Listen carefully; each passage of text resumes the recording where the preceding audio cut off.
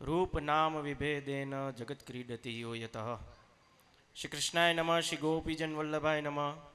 श्रीमदाचार्य चरण कमलेभ्य नमः। श्री गुसाई जी परम दयालय नमः। श्री गुरु चरण कमलेभ्य नमः।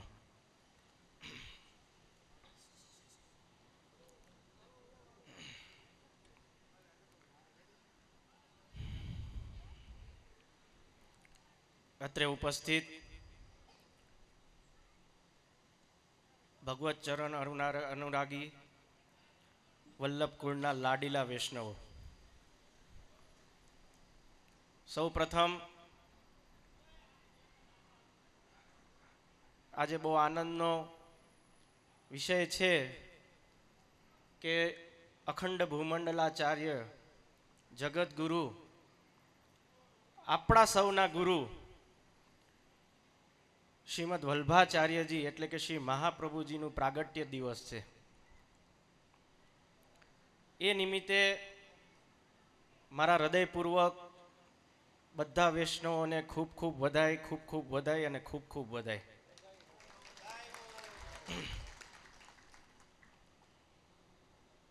वल्लभ नाम अघाते जहां तहां मत बोल, हरिजन ग्राहक मीरे ताके आगे खोल। श्री महाप्रभुजीनु वर्णन तो जेटलू करिए एटलू ओछू छे। जो कि आपणु कोई सामर्थ्य नहीं ठाकोरजीनु स्वरूप समझी सकीए, वैष्णवनु स्वरूप समझी सकीए, पण महाप्रभुजीनु स्वरूप समझवू बहु अघरू छे। जेनी उपर महाप्रभुजीनी कृपा होय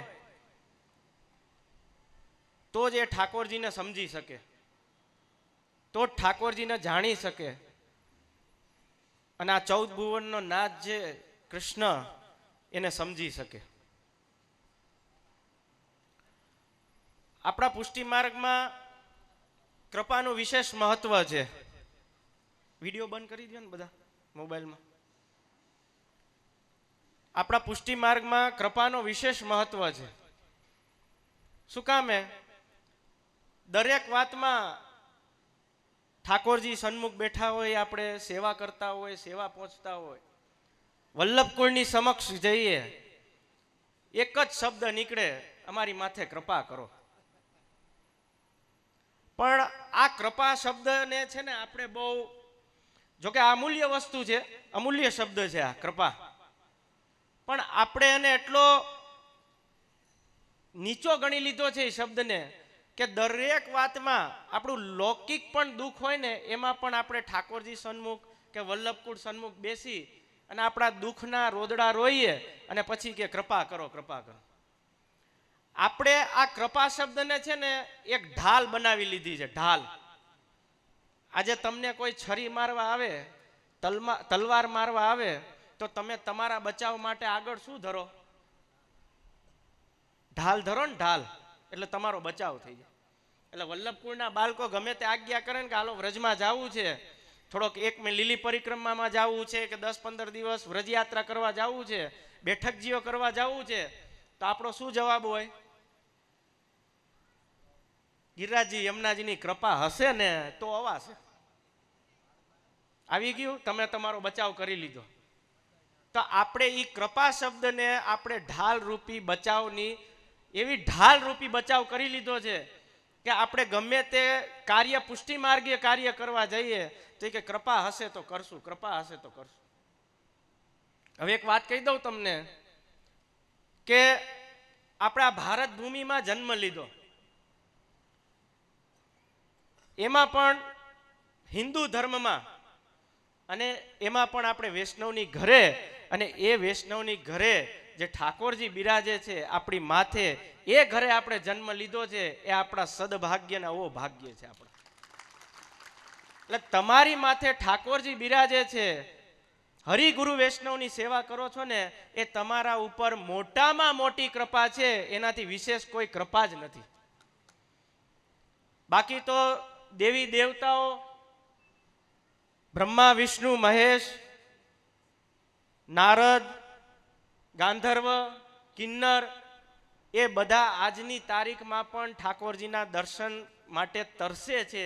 એ ત્રિલોકીનો નાથ, એ 14 ભુવનનો નાથ આપણી ઘરે 2x2 ના ગોખલામાં પ્રેમથી બિરાજે. વિચાર કરો, પ્રેમથી બિરાજે. અને આપણાથી માગે છે શું? કેવલ પ્રેમ અને ભાવ. કેવલ અને પ્રેમ અને ભાવ. આજે ગોપીજનો વ્રજભક્તોએ જે ઠાકોરજીને લાડ લડાવ્યા છે, આપણામાં કીર્તનમાં પણ આવે છે કે દરેક ગોપીજનો વ્રજભક્તો સવારે ઉઠીને રોજ નંદાલયમાં જાય. એટલે યશોદાજી એક વખત કીધું કે આ શું સવારમાં ઉઠીને તમે હાયલા આવો છો? તમારે કોઈ નિત્ય નિયમ નથી ઘરમાં? તમારા પતિને હાચવવાનો, તમારા દીકરાઓને હાચવવાનો, એવું કઈ નિત્ય નિયમ નથી તમારા ઘરમાં?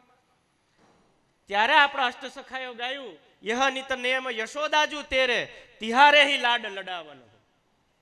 ગોપીજનો વ્રજભક્તો એમ કહે છે કે અમારે બીજો કોઈ નિત્ય નિયમ નથી, અમારો કેવલ એક જ નિત્ય નિયમ છે. કયો? યહ નિત નિયમ યશોદાજુ તેરે તિહારે હી લાડ લડાવવાનો. કે અમારો એક જ નિયમ છે. શું? આપનો જે આ લાલો છે ને કૃષ્ણ, એને જ લાડ લડાવવાનો, એ જ અમારો નિત્ય નિયમ છે. એ જ મહાપ્રભુજી આપણને આજ્ઞા કરી છે કે તમે વૈષ્ણવ થયા છો તો તમારી ઘરે અવશ્ય ઠાકોરજી તમારી માથે બિરાજવા જોઈએ. આપણે ઘણા છટકી જઈએ છે બ્રહ્મસમન લઈને.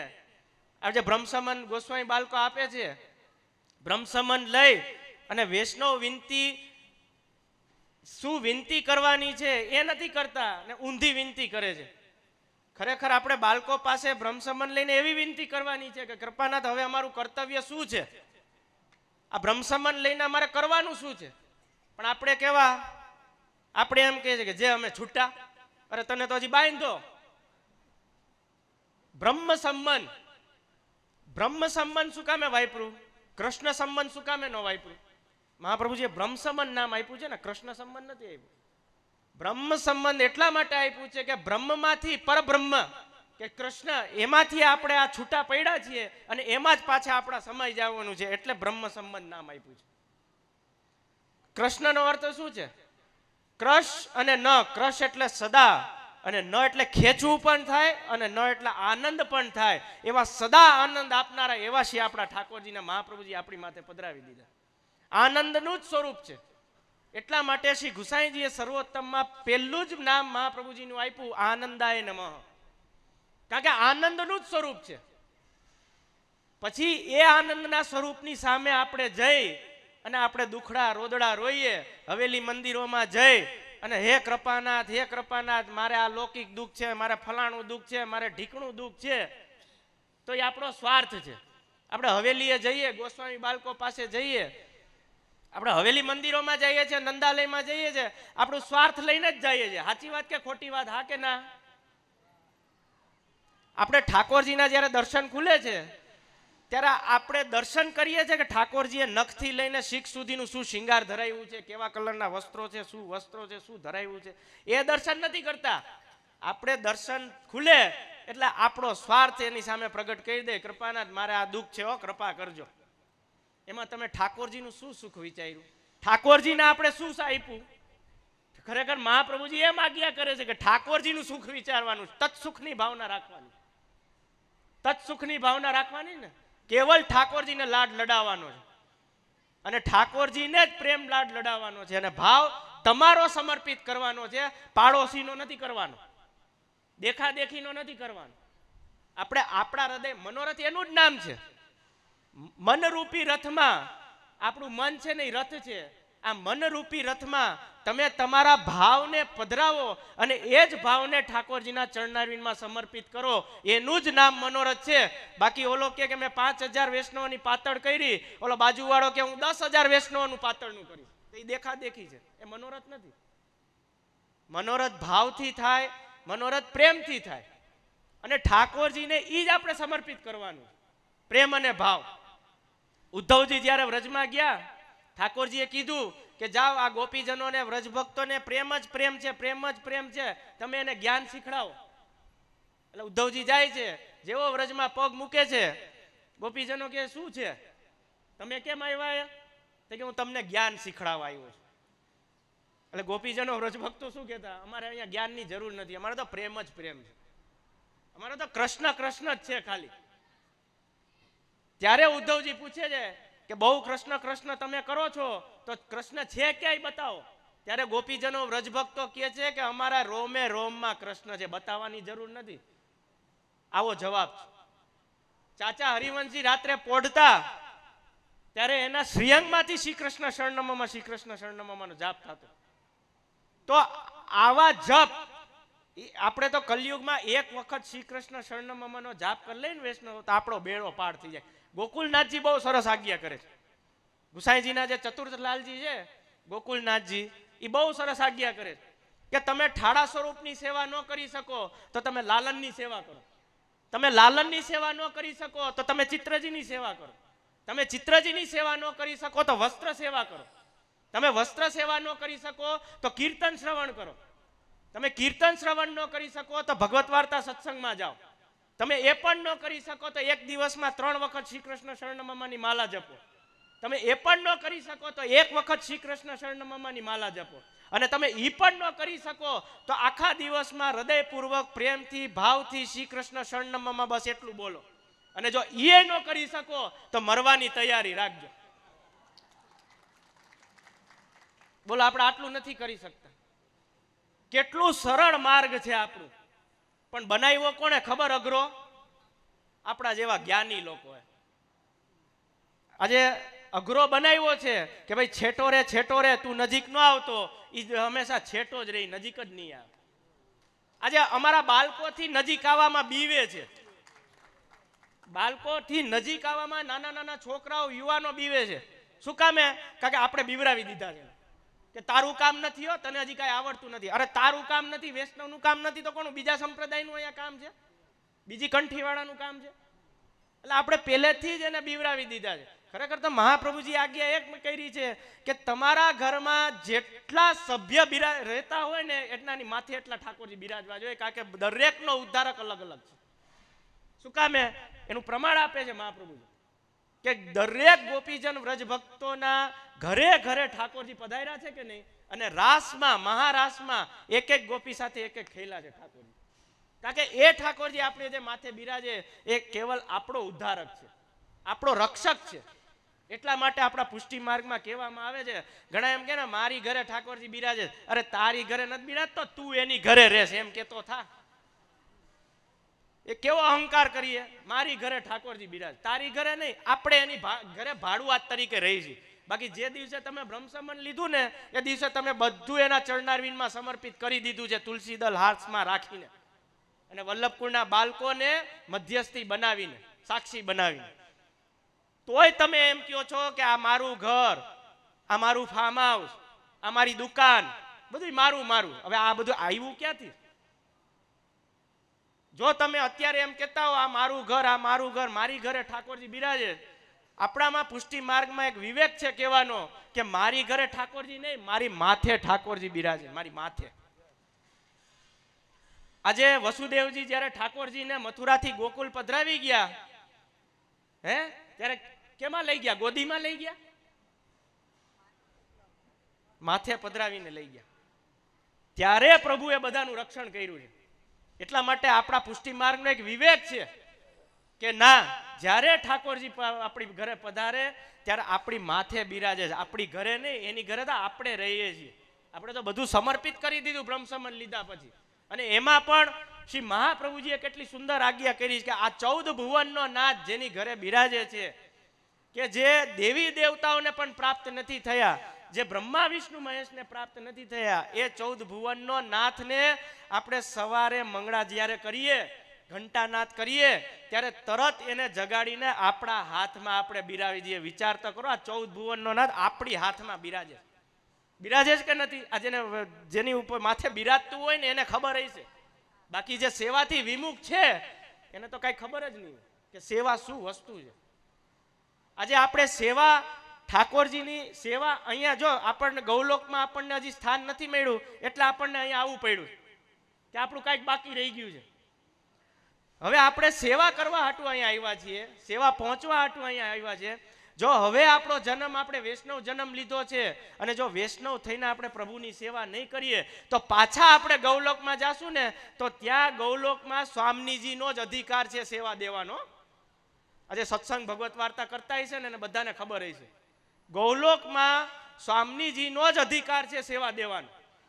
હવે માન લો તમે દેહ છોડી દીધો અને તમને ગૌલોકની પ્રાપ્તિ થઈ અને ત્યાં દ્વાર ઉપર સ્વામીજી ઊભા છે અને ઠાકોરજીને રાજભોગ સૈરા હશે ત્યાં, અને સૈરા પછી આચમનનું જ્યારે સમય આવ્યો છે ત્યારે સ્વામીજીએ તમને જોયા હશે કે આ જીવ આવ્યો છે ગોલોકમાં અને તમને સીધી આચમનની જારી આપશે કે હાલે જા આચમનની સેવા કર. આચમનની સેવા અહીંયા ભૂતલ ઉપર કરી હોય તો એમાં ખબર પડે ને કે આચમન કરાય. આમ અહીંયા કરી હોય તો ખબર પડે. બીડાની સેવા અહીંયા કરી હોય તો ખબર પડે. માલાજીની સેવા કરી હોય તો ખબર પડે. સાચી વાત કે ખોટી વાત? રાજભોગમાં આપણે પેંડા ધૈર્યા હોય ઠાકોરજીને તો ખબર પડે પેંડા કેમ બનાવાય. ત્યાં સ્વામીજીનો જ અધિકાર છે. અને મનુષ્ય દેહ જ એવો છે કે જેમાં તમને વૈષ્ણવ થઈ અને ઠાકોરજી માથે બિરાજે ને એટલે તમને બધી સેવા મળે છે એક મનુષ્ય દેહને. બાકી તમે ગૌલોકમાં જાશો ને તો તમારો અધિકાર બીડાની સેવાનો હોય છે ને તો બીડાની જ સેવા મળશે, તમને માળાજીની સેવા નહીં મળે. પણ આ મનુષ્ય દેહ એવો છે કે તમને બધી પ્રકારની સેવા મળશે. એટલા માટે ઠાકોરજી આપણી માથે બિરાજે છે એ ઉત્તમમાં ઉત્તમ આપણી ઉપર માથે કૃપા છે. બાકી જે પણ છે અધિકાર સ્વામીજી સિવાય આપણો પુષ્ટિ માર્ગમાં પ્રવેશ નથી. સ્વામીજી એટલે કોણ? આપણા શ્રી મહાપ્રભુજી, જે સ્વામીજી સ્વરૂપે અહીંયા આવ્યા છે. એટલા માટે શ્રી ભાગવત, શ્રીમદ ભાગવત એટલે આપણે કહીએ છીએ ઠાકોરજીનું શ્રીજી બાવાનું વાંગમય સ્વરૂપ, અને સુબોધનીજી એટલે શ્રી મહાપ્રભુજીનું સ્વરૂપ છે. ઠાકોરજીનું સ્વરૂપ શ્રીમદ ભાગવત અને સુબોધનીજી જેને રચ્યા, કોને રચ્યા? મહાપ્રભુજી. સ્વામીજી સિવાય પ્રવેશ જ નથી આપણા પુષ્ટિ માર્ગમાં. અને હું તો કહું, મારું તો એટલું કહેવાનું છે કે તમે સેવામાં પણ તમે રોજ સવારે જાઓ તો મહાપ્રભુજી, ગુસાઈજી અને આપણા ગુરુને યાદ કરીને જાજો. જે દિવસે આમને તમને ત્રણને ભૂલ્યા ને એ દિવસે તમારી સેવા ફેલ, ઠાકોરજી અંગીકાર જ નહીં કરે. કારણ કે મહાપ્રભુજી જ આપણને બતાવવા વાળા છે કે કૃષ્ણ કોણ છે અને કૃષ્ણની લીલાઓ શું છે. આપણા ગોવર્ધન લીલામાં પણ બહુ સુંદર પદ આવે છે ને, સ્વામીજીના સ્વરૂપનું બહુ સુંદર પદ આવે છે. જ્યારે ઠાકોરજીએ ગોવર્ધન ઉપાડ્યો ટચલી આંગળીના નખચંદ્ર ઉપર, આપણને બધાયને એમ ખબર છે, તમે ધોળ પણ ગાઓ છો વૈષ્ણવ, કે ટચલી આંગળીએ વારે ગોવર્ધન તોડ્યો નથી, ઉપાડ્યો છે. ઠાકોરજી એનું જ સ્વરૂપ. શ્યામ કી શોભા ગિરી ભયો, ગિરી કી શોભા શ્યામ. ઠાકોરજીની શોભા ગિરિરાજજી છે અને ગિરિરાજજીની શોભા કોણ છે? ઠાકોરજી જ છે. એક જ સ્વરૂપ છે. ઠાકોરજી પોતે જ અન્નકૂટનો ભોગ ધરે છે અને પોતે જ આરોગે છે. ત્યારે એ પ્રસંગ બને છે કે જ્યારે ટચલી આંગળીના નખચંદ્ર ઉપર ભગવાને જ્યારે ગોવર્ધન ઉપાડ્યો ને, અને કીર્તનમાં તો એમ પણ આવે છે ટચલી આંગળીના નખચંદ્ર ઉપર નહીં પણ મુરલી કી ફૂંક પે ગોવર્ધન લીઓ ઉઠાય. હવે વિચાર કરો, મુરલી કી ફૂંક પે. હવે ગોવર્ધન કેટલા દિવસ ઠાકોરજીએ ઉપાડ્યો? 7 દિવસ 7 રાત ઉપાડ્યો ને. 7 વર્ષ કો સાવરો, 7 દિવસ ને 7 રાત ગોવર્ધન ઉપાડ્યો ઠાકોરજી. હવે આપણો ઠાકોરજી છે ને નટખટ છે, 2 સેકન્ડ ક્યાંય બેઠો ન રહીએ, એને ગમે તે લીલા કરવાની જ હોય. હવે વિચાર કરો, એ 7 દિવસ ને 7 રાત ઠાકોરજીએ ગોવર્ધનની નીચે ઉપાડીને કઈ કર્યું જ નહીં હોય. એ વિચાર તો કરો. આ 2 મિનિટ 2 સેકન્ડ ન બેઠો એવો આપણો ઠાકોરજી નટખટ ચંચલ, એ 7 દિવસ સુધી એમને ઉભા રહ્યા. કાંઈક તો કર્યું હોય છે ને 7 દિવસ 7 રાત, 7 બપોર ને 7 હાંજ. ત્યારે મહાપ્રભુજી કીર્તન દ્વારા સમજાવે છે કે દાન લીલા, રાસ લીલા, માન લીલા, છાક લીલા, વિવાહ ખેલ બધું સાથે 7 દિવસમાં ઠાકોરજીએ ગોવર્ધનની નીચે કરી દીધું. બધી પ્રકારની લીલા. અને ઓલો ઇન્દ્ર વરસાવતો ગયો, દે ધનાધન, દે ધનાધન. ત્યારે વ્રજભક્તો અને ગોપીજન, ત્યારે એને ઠાકોરજી થોડીક એઠ કરે છે. આપણામાં પદમાં આવે છે કે કાહે એઠ હતો નંદલાલ. આપણા ગોવર્ધન લીલાના પદમાં આવે છે કાહે એઠ હતો નંદલાલ. એટલે ઠાકોરજી એમ કહે છે કે જોયું, મારા જેવો છે કોઈ બીજો કે ટચલી આંગળીના નખચંદ્ર ઉપર ગોવર્ધન કોઈ ધારણ કરી શકે? આ બ્રહ્માંડમાં છે, 14 ભુવનના બ્રહ્માંડમાં છે કોઈ એવો? ત્યારે ગોપીજન વ્રજભક્તો શું કહે છે ખબર? એઠ એટલે હોશિયારી. ચોખ્ખી કાઠિયાવાડી શબ્દમાં કહું ને, હોશિયારી. આપણે બહુ હોશિયારી મારીએ ને, કાંઈ આવડી ગયું હોય ને તો કે મેં કર્યું, તે નથી કર્યું, પ્રભુએ કરાવ્યું. એટલે આપણે જરાક કાંઈક સારું કામ કર્યું હોય ને તો કે મેં કર્યું, આપણે નથી કર્યું. ઠાકોર બુદ્ધિના પ્રેરક ભગવાન છે, એટલે ભગવાને આપણાથી આ સારું કામ કરાવ્યું. એટલે વ્રજભક્તો ગોપીજનો એમ કહે છે કે કાહે એઠ હતો નંદલાલ, એટલે બહુ હોશિયારી મારવાની જરૂર નથી. તો કે ઠાકોરજી કે કા તમારી સામે હું ટચલી આંગળીના નખચંદ્ર ઉપર ગોવર્ધન ઉપાડું છું, તમે બધું જોવો છો, આવડો મોટો ગોવર્ધન. કે ઈ સમયમાં સારસ્વત કલ્પમાં ઈ ગોવર્ધનની છાયા મથુરામાં પડતી. બોલો વિચાર કરો. હવે એવડો મોટો ગોવર્ધન ઠાકોરજીએ ઉપાડ્યો ગિરિરાજજીને, અને પછી જો ગોપીજનો વ્રજભક્તો એમ કહે કે કાહે હેઠ હતો નંદલાલ, હોશિયારી મારવાની જરૂર નથી, તો ઠાકોરજી કે કેમ, આવું કોઈ કરી જ ન શકે, તમે પ્રત્યક્ષ જોવો છો આ લીલા. ત્યારે ગોપીજનો વ્રજભક્તો બહુ સુંદર જવાબ આપે છે કે આ જે ગોવર્ધન આપણે ઉપાડ્યો છે ને એ આપે નથી ઉપાડ્યો. તો ઠાકોરજી કે તમે પ્રત્યક્ષ જોવો છો, નથી ઉપાડ્યો, કોને ઉપાડ્યો? કે અમારા સ્વામીજી છે ને એને ઉપાડ્યો છે, કારણ કે ડાબો અંગ તમારો છે ને એ સ્વામીજી સ્વરૂપનો છે, એટલે અમારા સ્વામીજીએ ઉપાડ્યો છે, આપે નથી ઉપાડ્યો. એટલા માટે કહે છે કે ઠાકોરજી સ્વામીજી હોય તો જ આપણા પુષ્ટિ માર્ગમાં આપણો પ્રવેશ છે. આપણા સ્વામીજીનું સ્વરૂપ કોણ છે? શ્રી મહાપ્રભુજી. નાતર લીલા હોતી જૂની જોપે શ્રી વલ્લભ પ્રગટ ન હોતે, વસુધા એટલે કે આ ભૂમિ રહેતી સુની, નાતર લીલા હોતી જૂની. આ ભૂમિને પાવન કરનાર શ્રી મહાપ્રભુજી છે. 3 વખત ખુલ્લા ચરણારવિંદ ઉપર આ પધાર્યા, અને 3 વખત ખુલ્લા ચરણારવિંદ આપણે પરિક્રમા ભારતની કરી. તો એ વિશેષ કોના માટે કરી? આપણા જેવા દુષ્ટ જીવ માટે. આપણે તો દોષથી ભરેલા છીએ. ચિંતા કોને થઈ મહાપ્રભુજીની?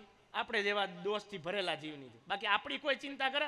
બાજુવાળો પાડોશી અને આપણો હગોવાળો હોય ને એ આપણી એટલી ચિંતા ન કરે એટલી મહાપ્રભુજી આપણી ચિંતા કરી. વૈષ્ણવ એટલી ચિંતા આપણી કરી છે કે ના, આ મારો જીવ છે, ઠાકોરજીથી વિખૂટો પડેલો છે, તો એને પાછો ઠાકોરજીના શરણે કેમ લાવું? આ ચિંતા આપણને થઈ. અને મહાપ્રભુજીએ જે ઠાકોરજીને વચન આપ્યું છે, અને ઠાકોરજીએ જે મહાપ્રભુજીને વચન આપ્યું છે, એવા તો એક વાર નહીં, આપણે તો ગણીએ કે શ્રાવણસ્યામલે પક્ષે એકાદશ્યમ મહાનિશી સાક્ષાત ભગવતા પ્રોક્તમ તદક્ષર ઉચ્યતે. ભગવાને વચન આપ્યું ઠાકોરજીએ, શ્રીજી બાવાએ, કે તમારો જીવ ગમે તેવો દોષથી ભરેલો હશે, હું આ બ્રહ્મસંબંધનું દાન આપ આપશો તો એના સર્વ દોષની નિવૃત્તિ હું કરી દઈશ, અને એનો હાથ કોઈ દી નહીં મૂકું. આપણે મૂકી દીધો છે, એને નથી મૂક્યો. આપણી દુર્ભાગ્ય શું છે? આપણે મૂકી દીધો, આપણે ભૂલી ગયા છે, એને નથી મૂક્યો. આ પહેલું વચન ત્યારે આપ્યું. આપણને આ એક જ વચન ખબર છે કે રાત્રિના ઠાકોરજીએ વચન આપ્યું, પણ આપણા પુષ્ટિ માર્ગમાં મહાપ્રભુજીએ કીધું કે ભગવાને એક વખત નહીં, 3 વખત વચન આપ્યું છે. 3 વખત વચન આપ્યું છે. ક્યારે ક્યારે? એક તો આ શ્રાવણસ્યામલે પક્ષે, બારસના દિવસે, અને બીજું જ્યારે ગોવર્ધન ધારણ કર્યો, ઇન્દ્રનો માનભંગ કર્યો, અને જેટલી વૃષ્ટિ કરી, જે 12 મેઘ ખાંગા કર્યા ને ઇન્દ્રએ, એ 12 મેઘ જેટલું પણ જલની વૃષ્ટિનું જલ હતું ને એ ઠાકોરજીએ એના શંખમાં સમાવી લીધું. વિચાર કરો. ત્યારે એ શંખનું જલ હાથમાં લઈ અને ઠાકોરજીએ પ્રતિજ્ઞા લીધી કે મારા જીવ ઉપર ગમે ત્યારે દુઃખ આવશે ને, હું એનું રક્ષણ પહેલા કરીશ. ત્યારે પણ ઇન્દ્રને વચન આપ્યું છે. અને ત્રીજું વચન મહારાસમાં આપ્યું ઠાકોરજીએ કે એક એક ગોપીજન સાથે જે રાસ કર્યો છે એમાં ઠાકોરજીએ ગોપીજનને વચન આપ્યું છે કે તમારા બધા મનોરથો હું પૂર્ણ કરીશ, હું વચન આપું છું, તમારો રક્ષક બનીને પૂર્ણ કરીશ. તો એક વખત નહીં, આપણા ઠાકોરજીએ 3 વખત વચન આપ્યા છે, પણ આપણે એનો હાથ છોડી દીધો છે. શ્રીજી બાવા કે મહાપ્રભુજી આપણો હાથ છોડે નહીં ને છોડશે જ નહીં. એ આપણો પ્રમાણ છે પુષ્ટિ માર્ગ. એટલે વધારે ન કહેતા, મને ખાલી અડધી કલાકનો સમય આપ્યો છે. હવે તો શું છે, બાળકોને થોડુંક સમયથી બાંધી લઈએ બધા વૈષ્ણવ. આપણે તો ઠાકોરજી નહીં બાંધી લઈએ છીએ કે 20 મિનિટનો રાજભોગ એટલે 20 મિનિટનો જ. 21 મિનિટ થઈ જાય તો ભાઈ તારું શું જાહે એમાં? આપણું શું વયું જાય? કે ના, રાજભોગનો 20 મિનિટનો ક્રમ છે તો હું 20 મિનિટ જ ધરીશ, મંગળ ભોગનો 10 મિનિટનો છે તો 10 જ મિનિટ ધરીશ, પણ 11મી મિનિટ વહી જાય તારું શું જાય? ઉલટાના જે દિવસે 11મી મિનિટ થાય ને એ દિવસે તમે જાણી લેજો કે આજે મારો ઠાકોર પ્રેમથી આરોગ્યો છે, આજે મારો ઠાકોરજી પ્રેમથી આરોગ્યો. હવે યશોદાજીથી ઉખલથી ન બંધાના ઠાકોરજી, અને આપણે 14 ભુવનના નાથને 10 મિનિટમાં ને 15 મિનિટમાં હાલવા ધોયડા છીએ, તો એ બંધાય કોઈ દી? જો પુષ્ટિ માર્ગ એટલે વિલક્ષણ માર્ગ છે વૈષ્ણવ, કે પ્રભુને સમયથી બાંધશો ને એટલે એ દૂર જશે, અને જેવો તમે એને છૂટો મૂકશો ને એવો એ નજીક આવશે. એટલે જ પુષ્ટિ માર્ગને વિલક્ષણ માર્ગ કીધો છે. એટલે કોઈ દિવસ આપણા પ્રભુને સમયથી ન બાંધો. સમયથી બાંધશો એટલે એ દૂર જશે. અને જેવો એને નજીક લાવવો હોય તો એને છૂટો મૂકો, એને પ્રેમ કરો, એને લાડ લડાવો. એનું જ નામ ઠાકોરજી છે, એનું જ નામ ભગવાન છે.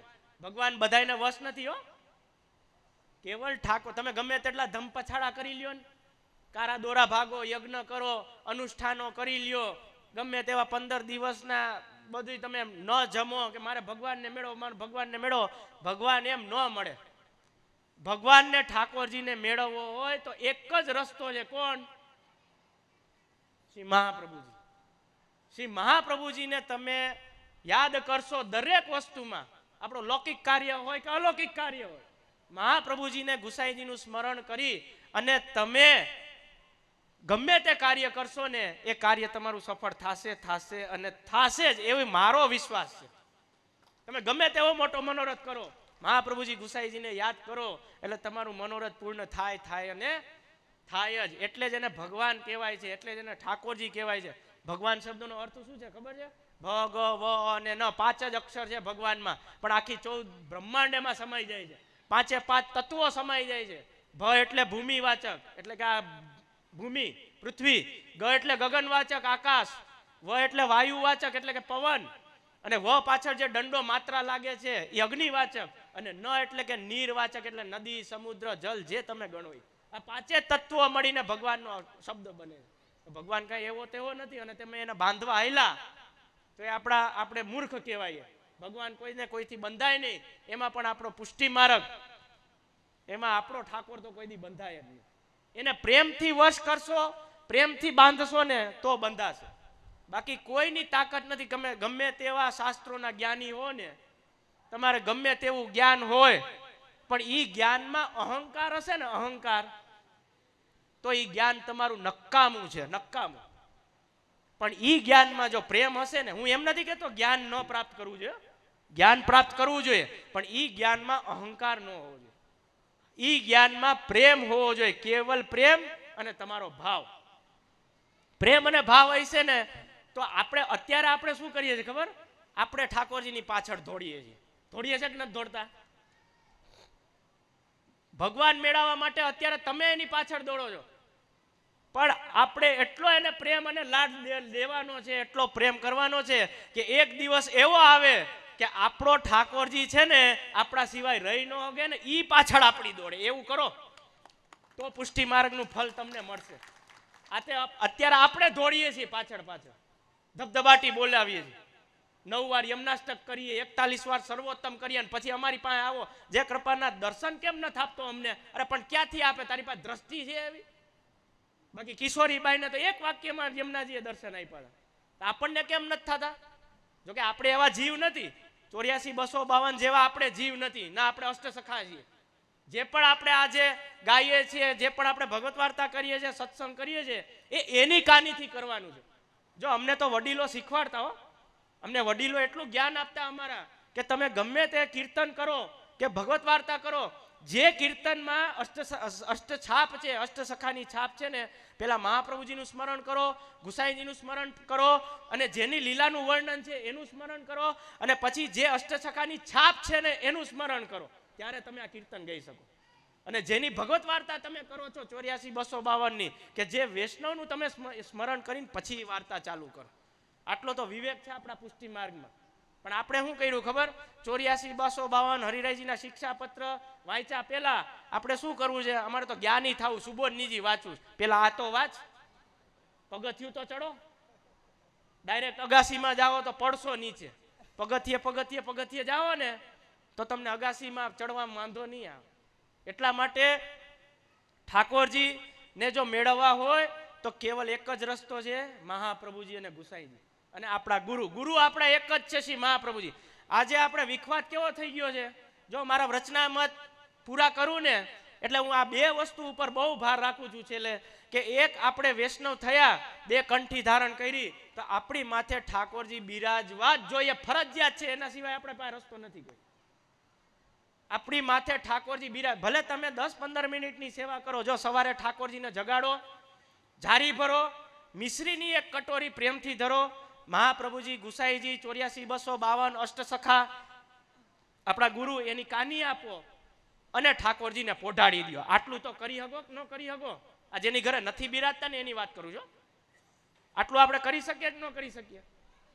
ઠાકોરજી આપણી માથે, આપણે વૈષ્ણવ હોય તો આપણી માથે બિરાજવા જ જોઈએ ઠાકોરજી. અને બીજી વસ્તુ, સૃષ્ટિવાદથી દૂર રહો. આજે યુવાનો આપણી માર્ગ છોડીને અને બીજા સંપ્રદાયમાં વયા જાય છે ને, એનું કારણ છે સૃષ્ટિવાદ.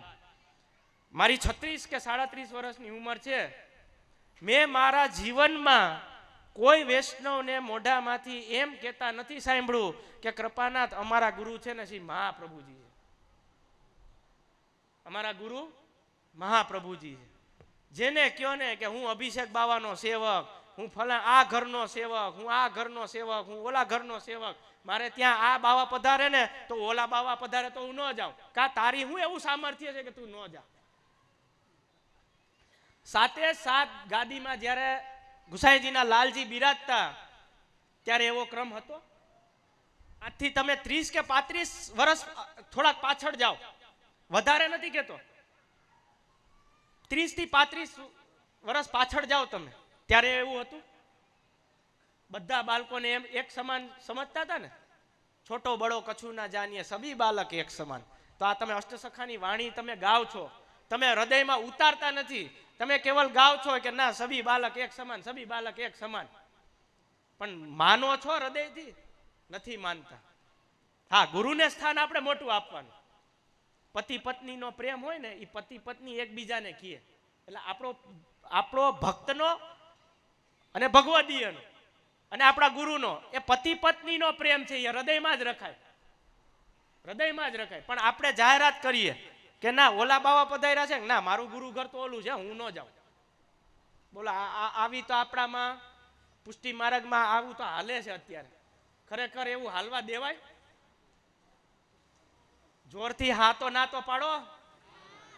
આ તમે બધું જે રચનામત કર્યું ને, એ તમારા જીવનમાં તમે ઉતારશો ને તો મારું અહીંયા આવવાનું સાર્થક થાય. હો, નહીં તો આ કાનેથી સાંભળ્યું ને ઓલા ગેટ પાસે ગયા એટલે બહાર નીકળ્યા એટલે આ કાનેથી વયું ગયું. એવું આપણે નથી કરવા દેવું. એટલા માટે આપણા બધાના ગુરુ છે ને શ્રી મહાપ્રભુજી છે. ગોસ્વામી બાળકો જે તમને બ્રહ્મ સંબંધ આપે છે ને, એ તો ગુરુ દ્વાર છે, તમારો દ્વાર છે એ પ્રવેશ. એટલે આપણા મહાપ્રભુજી કેવા, ઘણા એમ કે ને લૌકિકમાં મારે લગ્નમાં જવું પડશે, આજે ઠાકોરજીને 4 વાગ્યામાં જગાડીને 6 વાગે તો પોઢાડી દેવા જ મારે, સવારે 6 વાગે ફટાફટ ભોગ ધર દેવો. કા તો કે ઓલા લૌકિકમાં જ્યાં મારા હગાવાળાનું લગ્ન છે ને, અહીંયા ખોટું ન લાગે. અરે હવે વૈષ્ણવો એવો સમય આવ્યો છે કે એને ભલે ખોટું લાગે કે લાગે, આપણા મહાપ્રભુજીને હવે ખોટું ન લાગવું જોઈએ એવું કરો કંઈ.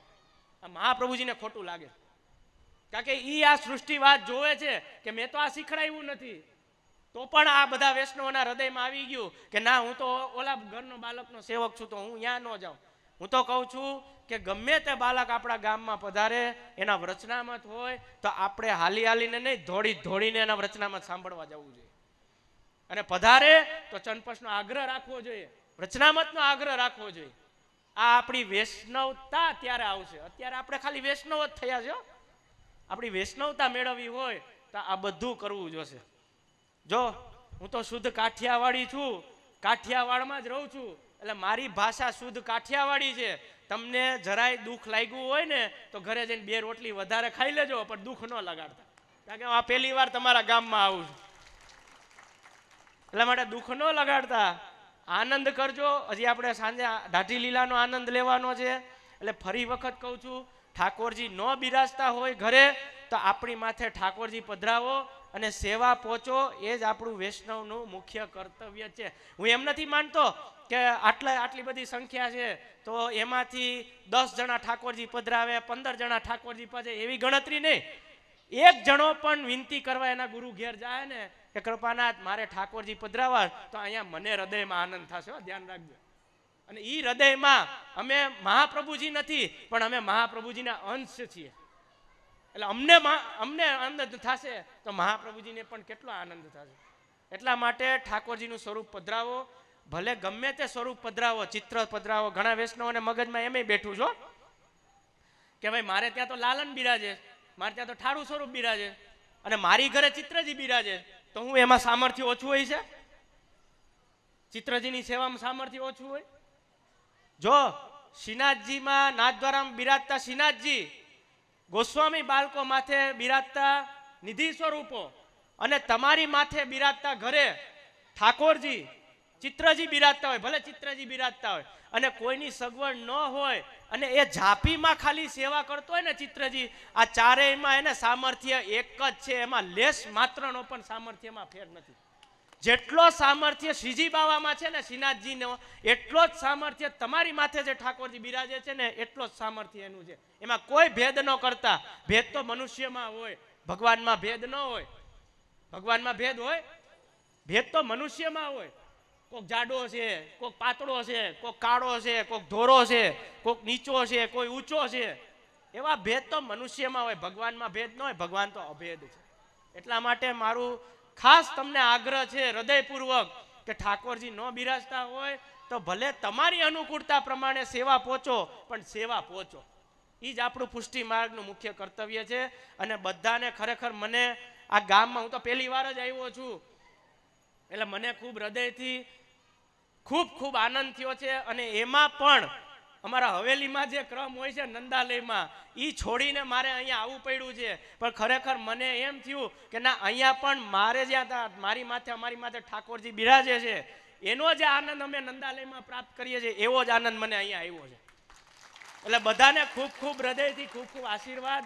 અને એવા જ કાર્યો, એવા જ મનોરથો આપણે આપણી ડબલ એમાં ભાવથી કરીએ, એવા હું મહાપ્રભુજીના ચરણારવિંદમાં વિનંતી કરી મારા વાંગમય પુષ્પોને બોલો શ્રી અભિષેક રાય પ્યારે કી જય.